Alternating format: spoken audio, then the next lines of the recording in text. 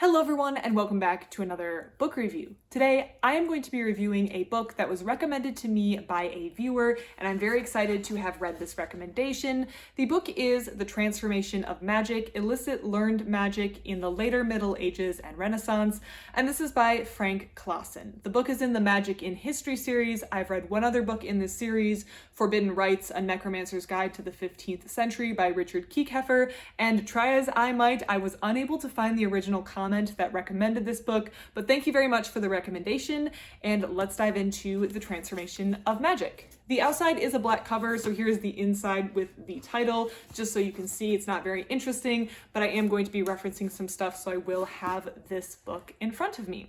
And when we're talking about this book, I want to start off by saying I think that this was a very interesting book, but it was very academic, and I don't necessarily think it's a good starting point or jumping off point if you're interested in this topic. So if you stay until the end of the book review, I'm going to recommend some other books that I think are better starting points for this topic if you do have an interest in what we're talking about in this book review.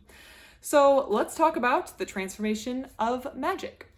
To start off with, we need to understand the role that magic played in the late Middle Ages. So things that we would class as maybe magic or occult today, or things that we would consider non-scientific today, were not necessarily condemned all under the same umbrella in the Middle Ages. So a key sticking point for people working with what we might call magic today in the Middle Ages was what the source of the power that you were appealing to or using was from.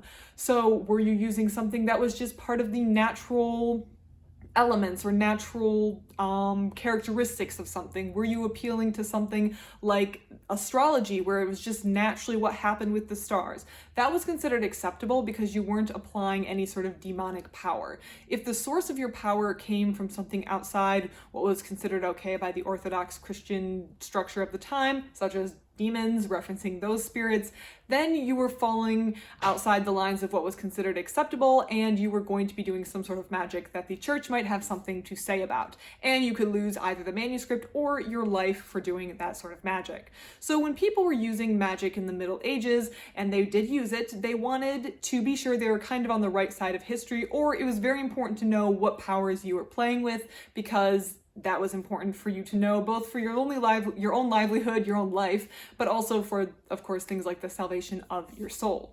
And we could just start by saying, why would people even mess with magic if they feared losing their life, having their manuscripts confiscated, or just winding up afoul of the Catholic Church? Well, that comes down to power. Humans love power, humans love having power, humans love wielding power, and magic offers users power. And so if someone thinks they could get ahead, get knowledge, figure out what their rivals are doing, or otherwise gain an edge of power, they might be tempted to use magical texts.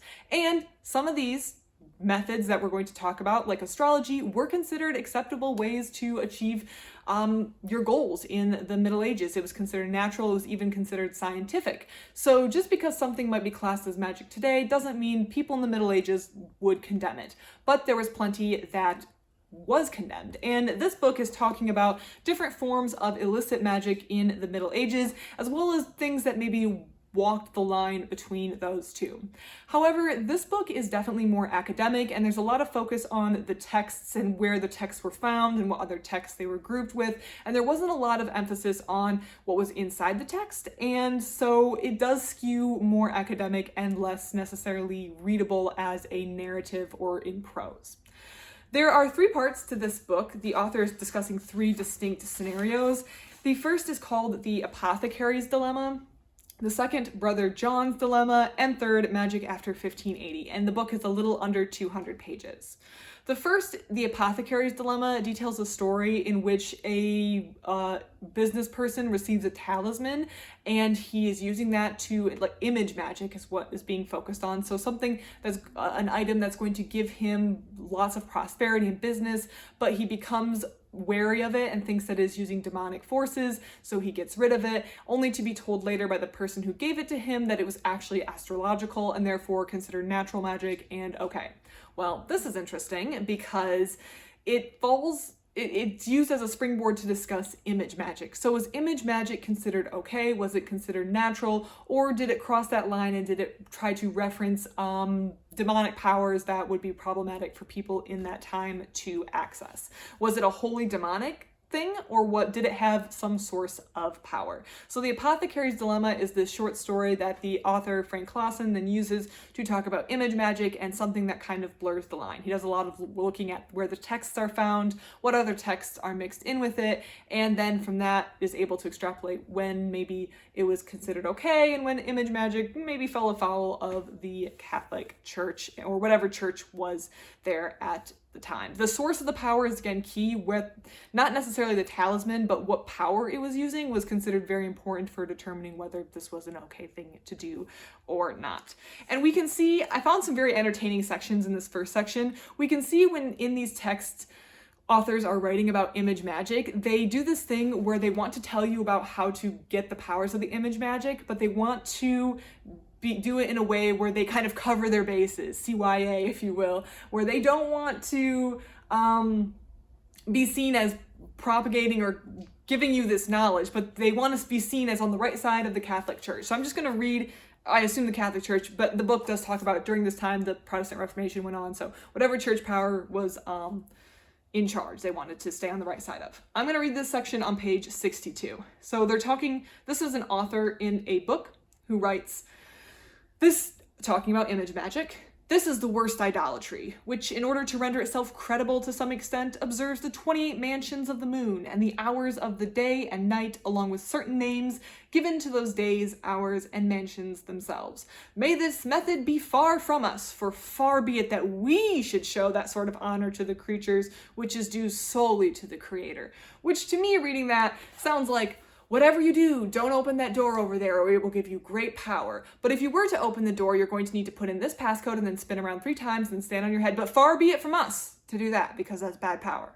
But if you were to do that, it seems like they're kind of covering themselves, like in a commentary style. Well, I just know about this, or I'm just writing about this, but we don't want to do this. Of course, knowing the temptation of power or what you could gain might be worth the risk. The reward might be worth the risk for a lot of people in the Middle Ages. I also think it interesting during this time, this is on page 65, that people thought that these talismans or these image magic that you would hold on your body or have close to you that could give you health or prosperity might just be all psychological. And I think it's interesting that we're referencing that. People were thinking rationally about this and thinking, maybe this little stone thing has nothing to do with my prosperity. Maybe I'm just psychologically imagining it. So here on page 65, I'm reading, this work discusses ligatures, things bound to the body for medical reasons, a term often meaning talismans, and other apparently magical operations. It concludes that while the ancients might have been correct in attributing power to ligatures, images, and incantations, the psychological effect of believing in them are sufficient to explain their effects. Basically, by thinking about it, you're kind of creating a placebo effect for its efficacy, which I thought was very interesting, that they're recognizing this in this early of a time, or in the Middle Ages.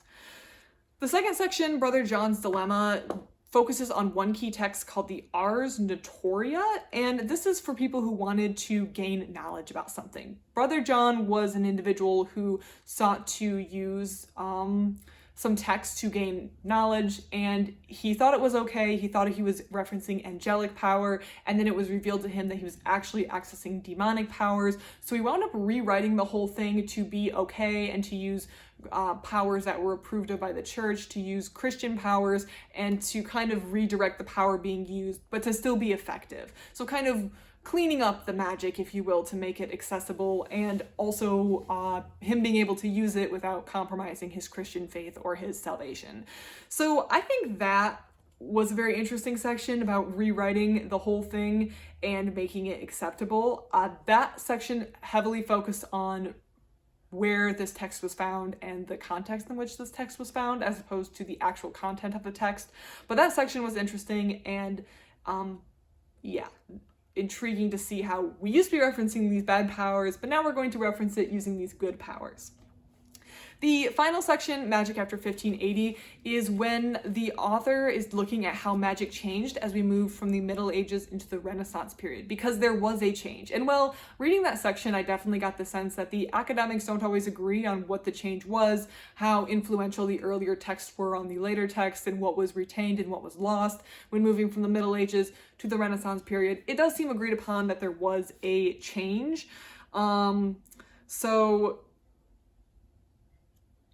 in page 158, it says most also assume that a break with the earlier magic tradition occurred sometime in the late 15th century. So that's the 1580s time frame that he is acknowledging. So it seems like there is a acknowledged break with earlier magical traditions. It is just not always certain what was kept, what was retained. So at this section, the author goes through main players, key texts, what was copied, what was lost, as well as things like printing, which may have influenced what text carried on and what text did not carry on. So that Magic After 1580 was an interesting section. I think in order of interest to me, first was the Apothecarys Dilemma, second was Magic After 1580s, and then Brother John's Dilemma was probably the least interesting of the three sections for me.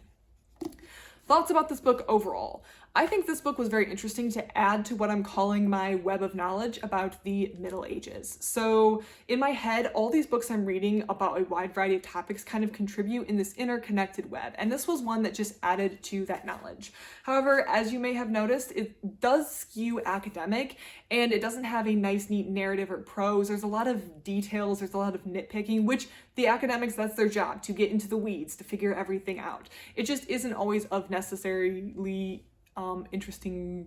It doesn't make good reading all the time, I should say. I think this would be a fantastic book to read in connection with other books, and it provides a lot of background knowledge if you are going to go read these other texts.